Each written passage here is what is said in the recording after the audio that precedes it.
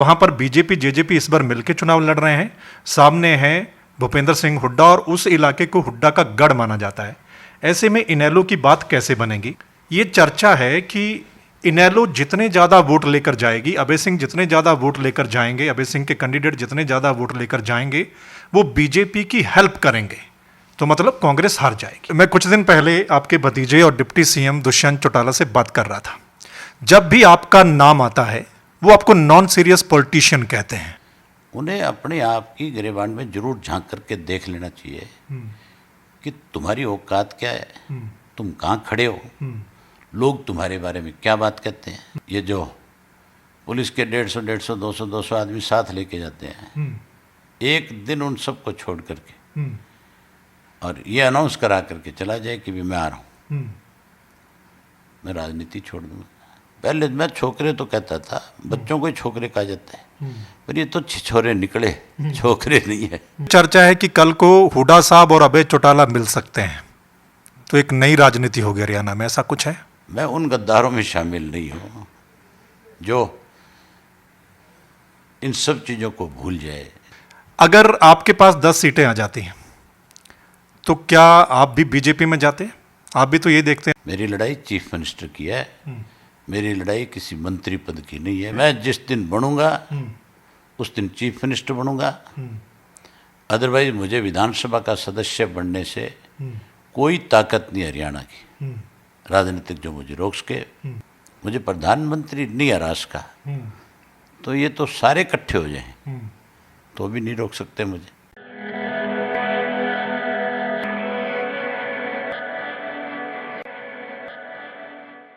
नमस्कार दोस्तों, मैं हूं आपका मित्र सर्वमित्र और द मसला में आज हमारे साथ अभय सिंह चौटाला साहब हैं और हम बात करेंगे अभय सिंह से, क्योंकि मौजूदा आपको पता है बड़ौदा का चुनाव आने वाला है, तारीख का ऐलान हो गया है। उसके अलावा जो दूसरे मसले हैं, चाहे किसानों पे जो कानून आ रहे हैं वो मसला है, या दूसरे मसले हैं जो हरियाणा की राजनीति से जुड़े हुए हैं, उन पर आज हम बात करने वाले हैं। चौटाला साहब, सबसे पहले तो बड़ौदा का चुनाव का ऐलान हो गया, आप भी वहां पर घूम आए हैं, मैंने सुना है सभी गांव में आप वहां पर गए हैं, क्या लग रहा है आपको? चौमन के चौमन गांव में मैं मेरी ख्याल 1000 से ज़्यादा घरों में जाकर के लोगों से आशीर्वाद लेकर के आया, और जिस ढंग से जी आज की तारीख में देश के प्रदेश के जो हालात हैं, ठीक है, खास करके हरियाणा प्रदेश के लोगों का विश्वास और भरोसा आज ठीक है, बीजेपी से, जेजेपी से और यहाँ तक भी कांग्रेस से भी विश्वास उठता जा रहा है। उसके अपने अपने कारण हैं। ओके, जेजेपी से तो इसलिए लोगों का विश्वास खत्म हो गया कि इन्होंने तो ये कहा था चुनाव के वक्त में कि हम किसी भी कीमत के ऊपर उन लोगों के समर्थन में जाकर के खड़े नहीं होंगे जिन्होंने इस हरियाणा के अंदर बेकसूर लोगों को मौत के घाट उतारा है। ठीक है, हत्यारों की सरकार कहते थे, ठीक है, और पता नहीं किस किस तरह के लाछन लगाए जाते थे। कांग्रेस की सरकार बनती नहीं दिखी, ठीक है, बीजेपी के 40 जीत के आगे बीजेपी को इनकी जरूरत भी नहीं थी। ठीक है, बावजूद उसके उन्होंने ये नहीं कहा कि आकर के तुम हमारी सरकार ज्वाइन करो। ओके, ये उनकी शर्तों के साथ सरकार में ज्वाइन हुए। ये तो कहते थे जो हमारी शर्तें मानेगा, कांग्रेस मानेगी तो हम उनके साथ हैं, और अगर बीजेपी मानेंगे तो उनके साथ हैं। बीजेपी ने कौन सी शर्त मानी है? आप मुझे एक भी ऐसी शर्त जो इन्होंने उनके आगे रखी और उन्होंने मानी हो वो बता दो। ले दे के आपके आगे घुमा फिरा के एक बात करते हैं कि 75% युवाओं को रोजगार का या हमने करवा दिया। ठीक है, आप चौधरी ओम प्रकाश चौटाला जी जब चीफ मिनिस्टर थे जी, उस वक्त में एक्ट बना ठीक है, ये जो कह रहे हैं कि हमने करा दिया, वो ये दिखाए कि उससे पहले था कि नहीं था, तो एक सफ़ेद झूठ है। ठीक है। और झूठ जो है ज़्यादा देर नहीं चल सकता। लेकिन राजनीति में अभी अगर ये कहते हैं कि हमने ये सब चीज़ कर दी, तो फिर 75% के हिसाब से किसी को जॉब दी। यहाँ तो सरकार के अंदर भी जिन लोगों को नौकरियां दी जाती है उनमें से 75% बाहर के आके लगते हैं। ये तो नंबर नहीं आया। ठीक है। इनकी 40 सीट होगी, ठीक है। 7-8 इंडिपेंडेंट हो गए। जी। सरकार पता था कि बीजेपी की बन रही है, ठीक है। इसलिए इन्होंने तो बीच में लोगों को डाल करके और उस सरकार में जाकर के शामिल हुए, सिर्फ इसलिए कि तुम किसी तरह सत्ता में शामिल होकर के प्रदेश को बर्बाद करो, लूट लो। आज बीजेपी ये दोनों मिलकर के कोई महकमा, कोई डिपार्टमेंट आप देख लो, आप स्वयं ये बात स्वीकार करोगे, मान जाओगे कि कोई डिपार्टमेंट ऐसा नहीं है जिसमें बिना पैसे कोई काम हो रहा हो। कोई मिनिस्टर ऐसा नहीं है जो ये कह दे कि मैंने एक पैसे के हाथ नहीं लगाया। सारे के सारे मिनिस्टर जो हैं आज इस मामले में पूरी तरह से सम्मिलित हैं, शामिल हैं, पैसा लेते हैं, उनके पास पैसा पहुंचता है। जब अफसर ये कहते हैं कि हमें ऊपर पैसा देना होता है, तो पैसा जा कहाँ रहा है ऊपर? ऊपर किसके पास गया? ठीक है। ऊपर तो या तो मिनिस्टर लेगा या चीफ मिनिस्टर लेगा। ठीक है। किसी अफसर की हिम्मत नहीं है कि वो निचले अधिकारी को ये कहे भी इतना पैसा मेरे पास भेज दे, फिर तो उस अधिकारी के कान मरोड़े जाएंगे, वो कैसे बचेगा? तो पैसा इन सब के पास आता है। ठीक है। सब ने एक लूट मचा रखी है। ओके। कांग्रेस का जहाँ तक सवाल है, भूपेंद्र सिंह हुड्डा जी की भी आम लोगों में जो एक छवि पहले थी, वो आज इसलिए ख़त्म होगी कि इन्होंने बीजेपी से हाथ मिला लिया। जब ये तीनों अध्यादेश आए थे, ठीक है, हमारा एक सेशन आ गया था 3 दिन का। यस। उस सेशन को 3 दिन चलना था। हुड्डा साहब ने साइन करके आए 3 घंटे में ख़त्म हो जाए। ठीक है। ये बात सरकार में बैठे पार्लियामेंट अफेयर मिनिस्टर कंवरपाल जी ने खुद ने कही। ठीक है। कि हमने हुड्डा से नहीं कहा कि आप इस पे दस्तखत कर दो। हुड्डा साहब ने तो खुद दस्तखत किए कि मैं भी चाहता हूं कि 3 घंटे में समाप्त हो जाए। आपके कहने के मुताबिक मतलब जो सेशन था वो सरकार और हुड्डा साहब में फिक्स था। हम तो चाहते थे कि सेशन 5 दिन चले। ठीक है। फिक्स नहीं, मतलब दोनों का आपस में लंबे समय से गठजोड़ है। ओके। जब सुभाष चंद्रा बना था तभी से ये स्पष्ट हो गया था ठीक है। कि हुड्डा भूपेंद्र सिंह जो है वो बीजेपी के दबाव में है या बीजेपी से साठगांठ किए हुए। उस वक्त दबाव मानते थे, लेकिन जब दीपेंद्र बना तब तो स्पष्ट हो गया ठीक है कि कोई दबाव नहीं है, तो इनके आपसी समझौते हैं, ठीक है। ये इनके आपसी फैसले हैं। अब ये बात भूपेंद्र सिंह हुड्डा की भी वहाँ पे आम लोगों को पता लग गई, इसलिए लोग कांग्रेस से भी खपा है। बीजेपी जेजेपी को तो वहाँ घुसने भी नहीं देंगे गाँव में। आज ऐसे हालात हैं कि इनके कोई मंत्री एमएलए जाते हैं, उनको बहुत बुरी बुरी बातें सुन करके आनी पड़ती है वहाँ जा करके। लेकिन अभय सिंह जी 4 साल अभी पड़े हैं सरकार के, और ऐसा माना जाता है कि जो सत्ताधारी पार्टी होती है उपचुनाव उनके खाते में जाता है, और वहाँ पर बीजेपी जेजेपी इस बार मिलकर चुनाव लड़ रहे हैं। सामने हैं भूपेंद्र सिंह हुड्डा और उस इलाके को हुड्डा का गढ़ माना जाता है। ऐसे में इनेलो की बात कैसे बनेगी? दूसरा ये है कि ये चर्चा है कि इनेलो जितने ज़्यादा वोट लेकर जाएगी, अभय सिंह जितने ज़्यादा वोट लेकर जाएंगे, अभय सिंह के कैंडिडेट जितने ज़्यादा वोट लेकर जाएंगे वो बीजेपी की हेल्प करेंगे, तो मतलब कांग्रेस हार जाएगी। आप मुझे एक चीज़ बताओ, आपने कह दिया कि भूपेंद्र सिंह हुड्डा का गढ़ है। गढ़ कैसे? पहले तो ये सुनना चाहता हूँ आपसे। वहाँ पर लोकसभा में भी काफ़ी लीड ली भूपेंद्र सिंह हुड्डा ने। उसके अलावा ये चर्चा है कि उस कैंडिडेट को भी लोग पसंद नहीं करते थे, पिछली बार भी विरोध था, उसके बावजूद भी उनका कैंडिडेट जीत गया। कितने वोटों से जीता ये बताओ? हमारा कैंडिडेट 77 से लेकर के 2005 2009 ठीक है। जब भूपेंद्र सिंह हुड्डा की 67 सीट आई थी तब भी हमारा कैंडिडेट जीता था। ठीक है। तब भी बड़ौदा और आपका भूपेंद्र सिंह हुड्डा का कलोई साथ साथ था। ठीक है। तो गढ़ तो होता तो फिर उस वक़्त सीट उनके खाते में चली जाती। जब सारे प्रदेश में उसने नारा दे रखा था चौधर लाऊंगा, तब भी लोगों ने भूपेंद्र सिंह हुड्डा को धूल चटाई वहाँ पे। उसके बाद के जो चुनाव हुए हैं, जिन 3 चुनावों में इनके एमएलए जीत करके आए, उसमें भी मार्जिन देखो आप कितना है। ठीक है। 1100-1200 वोट का मार्जिन है। तो फिर गढ़ कहाँ रह गया? ये तो हमारे कैंडिडेट में हो सकता है कोई कमी उस वक्त रह गई हो, या हमारा कार्यकर्ता कहीं इस गलतफहमी का शिकार हो गया हो कि हम ये चुनाव जीते बैठे हैं और उन्होंने कहीं सेध लगा ली। ठीक है। कोई हुड्डा का गढ़ नहीं है, कोई हुड्डा का वहाँ असर नहीं है। वहाँ अगर किसी का असर है तो चौधरी देवीलाल के, चौधरी ओम प्रकाश चौटाला के काम का असर है। उस इलाके में कोई रजबाए निकले, ठीक है।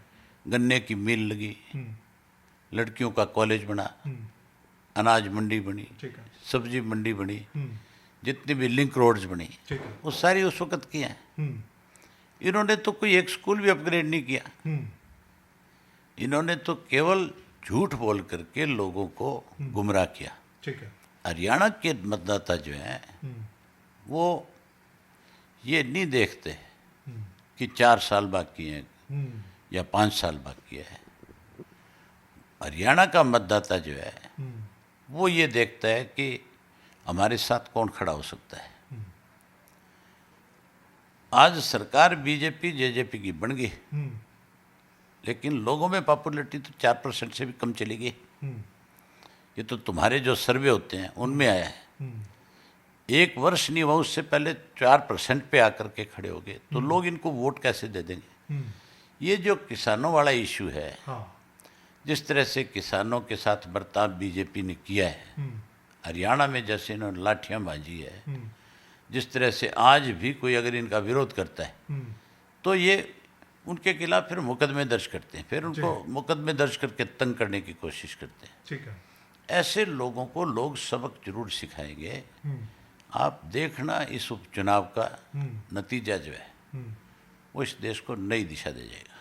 जब चुनाव आता है तो दल बदल बहुत होता है, कई नेता इधर उधर जाते हैं। आपके संपर्क में क्या कुछ लोग हैं? सुनने में ये आया कि आप एक बड़ा नेता वहाँ का, बड़ौदा का, वो आपकी पार्टी में शामिल होने वाला है, ऐसा कुछ है? मेरे तो सारे लोग इस संपर्क में हैं। मेरी किसी से कोई दुश्मनी थोड़ी है। पॉलिटिकल जो लोग हैं उनसे बातचीत होती है, मिलते जुलते हैं। जी। कौन चौधरी देवीलाल की नीतियों में अपना विश्वास रखना चाहते हैं वो हमारे साथ आ जाएंगे। जो कोई चौधरी देवीलाल की नीतियों में नहीं विश्वास रखते, हम उनको चाहे जितना मर्जी जोर लगा लें वो नहीं आएंगे। तो जो हमारे प्रति विश्वास रखता है, हमारे नेता के प्रति विश्वास रखता है, वो हमारे साथ जुड़ेंगे। हमारे पास खबर ये भी है कि जो पूर्व विधायक हैं कई, उनकी मीटिंग हुई है कई दिन पहले।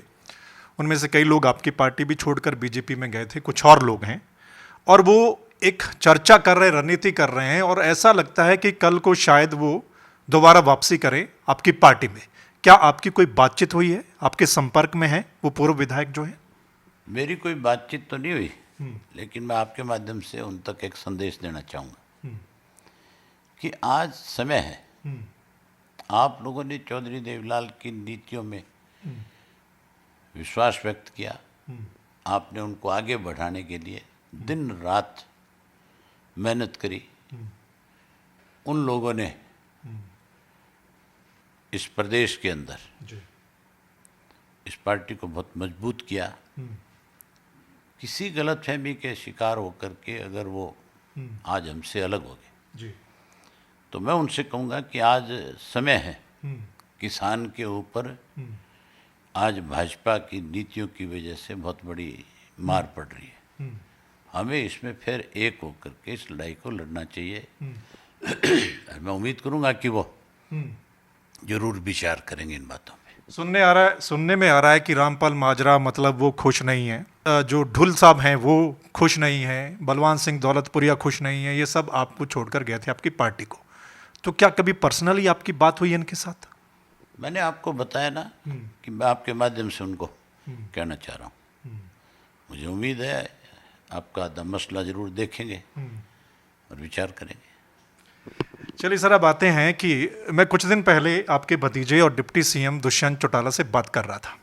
जब भी आपका नाम आता है तो एकदम कहते हैं कि मैं नॉन सीरियस पॉलिटिशियंस की मतलब बारे में बात नहीं करना चाहता, या मतलब सुनना भी नहीं चाहता। वो आपको नॉन सीरियस पॉलिटिशियन कहते हैं, ऐसा क्यों? वो अपने बाप से और अपनी माँ से पूछे कि अगर मैं नॉन सीरियस आदमी था तो 30 साल मेरे साथ क्यों रहे। फिर वो अपने भाई से पूछे जिसकी अनेक वीडियो और ऑडियो ऐसी है जिसमें वो पूरे देश दुनिया के सामने स्वीकार करता है कि अगर हमारा चाचू आज ना होता तो आज हम राजनीतिक तौर पे ख़त्म हो जाते। वो अपने आप से पूछे ये बात कि उसको इस राजनीति में किसने उंगली पकड़ के चलना सिखाया, किसकी बदौलत वो लोकसभा का मेंबर बना, किसकी वजह से उसकी मदर को टिकट मिला।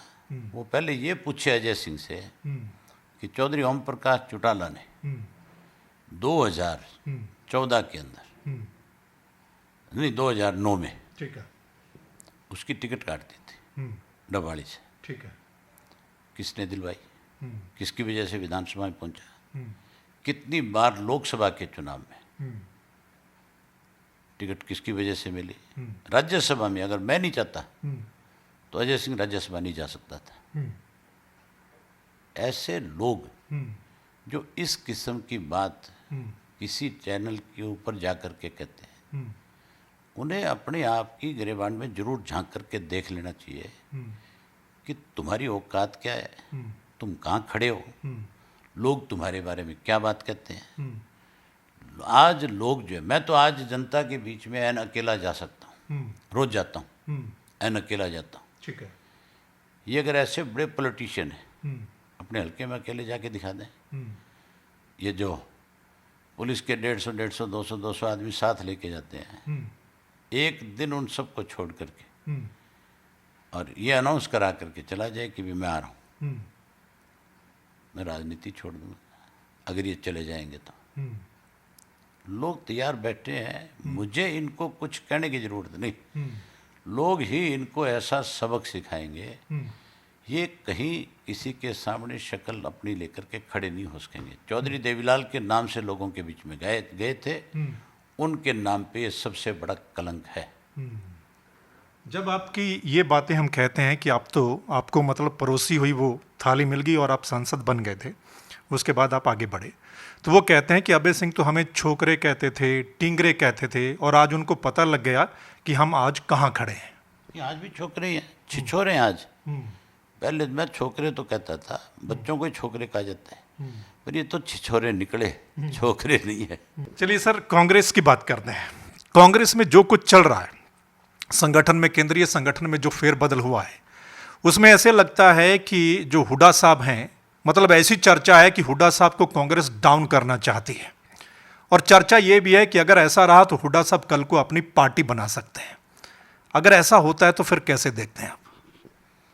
कांग्रेस की पुरानी परंपरा रही है, जिस किसी को कांग्रेस ने लीडर बनाया, जिस किसी लीडर ने कांग्रेस को आंख दिखाई, कांग्रेस ने उसको दूध में से मक्खी को जैसे निकाला जाता है वैसे निकाल करके बाहर रख दिया।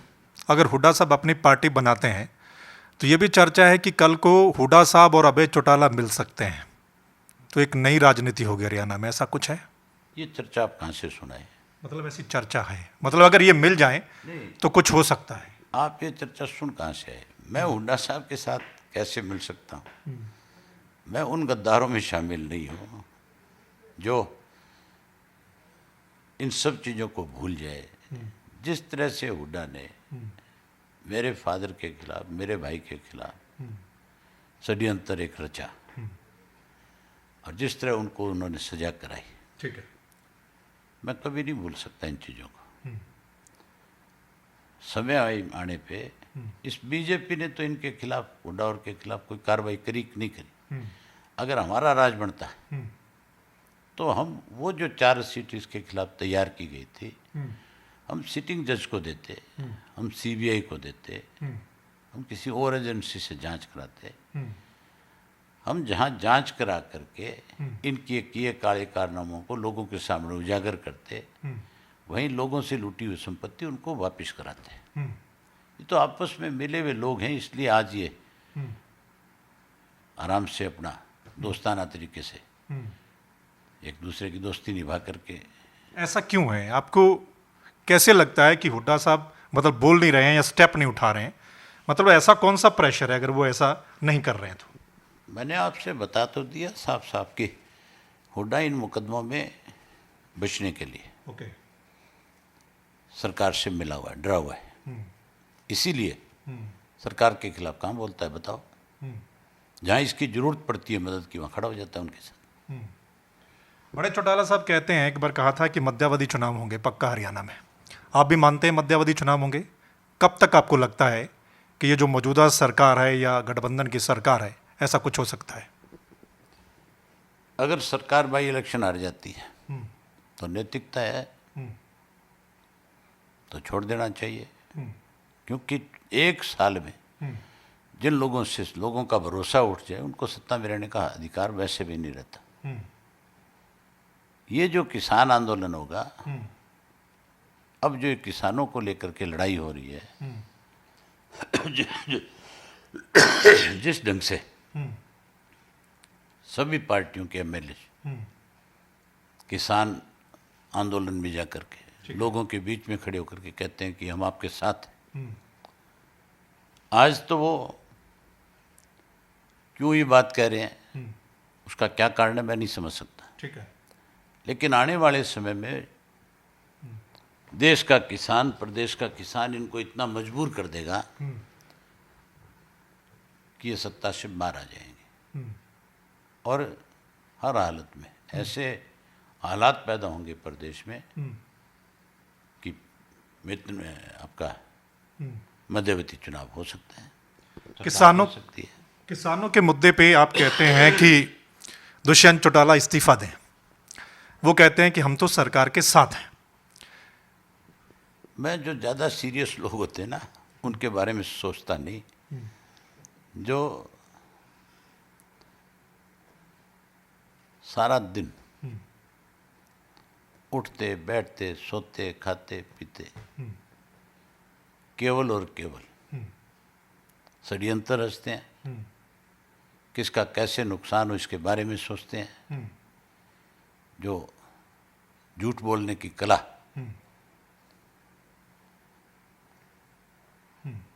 सारा दिन तैयार करते हैं, ऐसे लोगों के बारे में कोई मेरी ख्याल चर्चा नहीं करनी चाहिए। वो ज़्यादा सीरियस पॉलिटिशियन है, उनसे लोग ही पूछ लेंगे, लोग हिसाब कर लेंगे। मैंने जब सवाल पूछा दुष्यंत से कि आपके चाचा कहते हैं कि सीधा घोटालों में आपका हाथ है, तो दुष्यंत चौटाला कहते हैं कि मैं तो रेवेन्यू बढ़ा रहा हूं सरकार का, मैं तो कुछ बदलाव लेकर आ रहा हूं। बस बहुत हो गया, विधानसभा में इन सब बातों पे चर्चा करूंगा। एक सवाल और है, राजनीति में जैसे होता है, अगर आपके पास 10 सीटें आ जाती हैं तो क्या आप भी बीजेपी में जाते? आप भी तो ये देखते हैं कोई पद।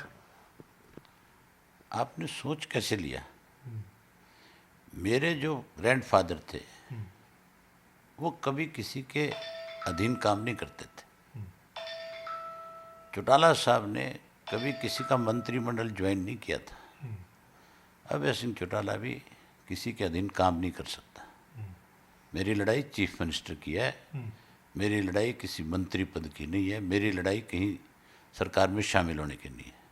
आखिरी सवाल है, मैं जिस दिन बनूंगा उस दिन चीफ मिनिस्टर बनूंगा, अदरवाइज मुझे विधानसभा का सदस्य बनने से कोई ताकत नहीं हरियाणा की राजनीतिक जो मुझे रोक सके।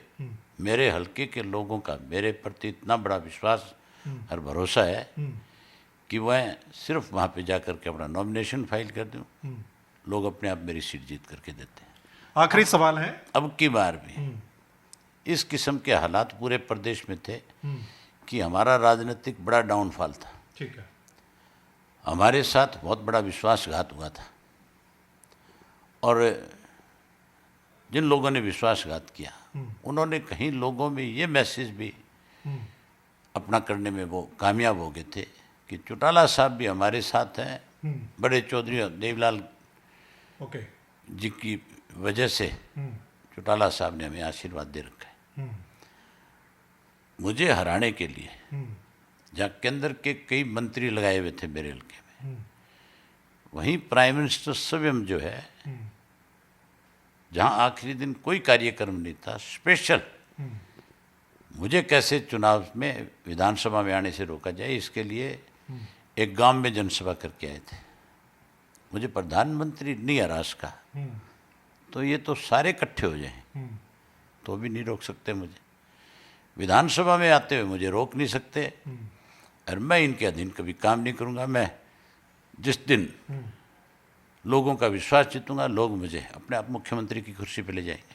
आखिरी सवाल है इनेलो की ओर से। अब सीएम का फेस अभय सिंह चौटाला हैं और इसी बात को लेकर इनेलो मैदान में जा रही है। तो कोई मेरे से पूछने की जरूरत नहीं, ये तो हमारी पार्टी का निर्णय है और पार्टी के निर्णय की बात नहीं, लोग निर्णय करेंगे इस बात का। Thank you so much. Thank you मसद। तो आपने सुना अभय सिंह को। तमाम मसलों पर हमने चर्चा की है, चाहे बड़ौदा का चुनाव हो या मौजूदा राजनीति है या फिर किसानों के ऊपर जो कानून आ रहे हैं। तो आपने सुना इस इंटरव्यू को और इस इंटरव्यू पर आपकी क्या राय है कमेंट के माध्यम से हमें जरूर बता देना। और अगर ये इंटरव्यू आपको अच्छा लगा है तो इसको आपने शेयर भी करना है। धन्यवाद। नमस्कार।